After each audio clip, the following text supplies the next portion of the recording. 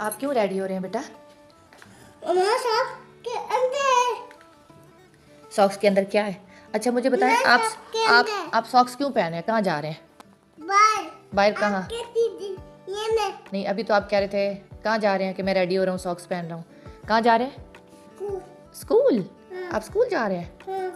और आ जाएंगे? ये रात को स्कूल जाते हैं?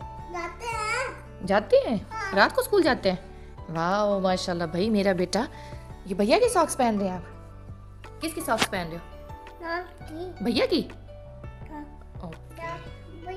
रात के टाइम मेरा बेटा स्कूल जा रहा है, रेडी हो रहा है, ठीक है। वाह माशाल्लाह माशाल्लाह, क्यूट बेटा भाई। वाह आप तो बहुत अच्छे हो। बच्चे तो सुबह के टाइम भी जाने में कहते हैं नहीं नहीं, और ये रात को भी जा रहा है। यहाँ पे हो रहा है बच्चों का यूनिफॉर्म प्रेस। आपके बच्चे भी ऐसे करते हैं छोटे वाले? अपने बहन भाइयों के जो है सॉक्स पहन लिए, शूज़ पहन लिए और कहते हैं स्कूल जा रहे हैं। तो मेरा बेटा तो जा रहा है स्कूल।